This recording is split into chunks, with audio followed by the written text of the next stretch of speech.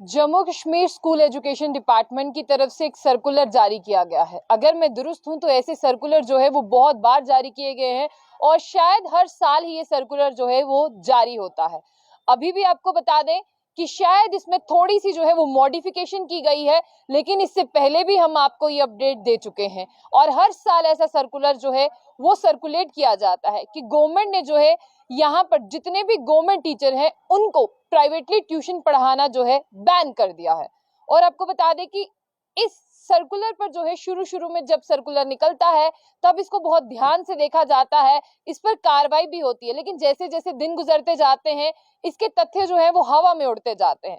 तो वहीं जहां पर गवर्नमेंट ने इसे यानी बैन कर दिया है कि कोई भी गवर्नमेंट टीचर जो है वो प्राइवेट इंस्टीट्यूशन में ट्यूशन नहीं पढ़ा सकता, जिसे यानी मोटी तनख्वाह मिलती है गवर्नमेंट की तरफ से बच्चों को पढ़ाने के लिए, वो किसी भी ऐसी एक्टिविटी में पार्टिसिपेट नहीं ले सकता, चाहे वो कोई प्राइवेट ट्यूशन हो, चाहे प्राइवेट ट्यूशन का कोई भी एग्जाम या असेसमेंट हो। और क्या वाकया पेश आया था उसके बाद ऐसा सर्कुलर एक बार फिर से जारी किया गया, आप उसे ध्यान से देखें। यानी जितने भी गवर्नमेंट टीचर हैं वो इस वीडियो को ध्यान से देखें, उनसे कोई गलती या कोताही ना हो, फिर उन पर कार्रवाई होगी। उसके बारे में भी बताते हैं कि कौन से रूल के तहत उन पर जो है कार्रवाई होगी।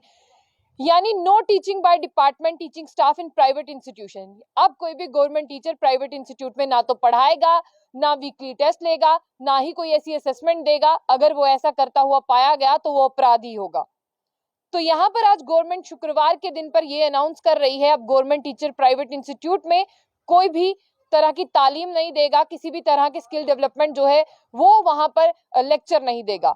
तो यहाँ पर आपको ये भी बता देते हैं कि ऐसा कहा गया, ऐसा किसने कहा, जो स्कूल एजुकेशन डिपार्टमेंट के यहाँ पर आलोक कुमार जी हैं, प्रिंसिपल सेक्रेटरी, ये उन्होंने कहा है कि अब स्कूल एजुकेशन डिपार्टमेंट एक कड़े कदम उठाने जा रहा है जिसमें कोई भी गवर्नमेंट एम्प्लॉय यानी गवर्नमेंट टीचर की बात हो रही है। यहाँ पर जो गवर्नमेंट की तरफ से टीचर है वो किसी भी कोचिंग सेंटर में ना तो कोई असाइनमेंट दे सकता है, ना प्राइवेट इंस्टीट्यूट में पढ़ा सकता है, ना ही उस कोचिंग सेंटर में होना चाहिए जब उसकी ड्यूटी का टाइम है। यानी इन सब चीजों का आपको ध्यान रखना है और अगर आप ऐसा करोगे, अगर आप ऐसा करते हुए पाए गए तो आप पर rule number 10 Jammu Kashmir government employees के 1971 के तहत चैप्टर 4 सेक्शन 28 RTE एक्ट 2009 के तहत आप पर कार्रवाई की जाएगी, आप गुनहगार होंगे। और ऐसा क्यों कहा गया? क्योंकि बहुत से जो टीचर हैं उन्हें उनके वर्किंग आवर्स में उन्हें स्कूल में होना चाहिए था, लेकिन वो स्कूल स्किप कर कर अपने प्राइवेट इंस्टीट्यूट में थे।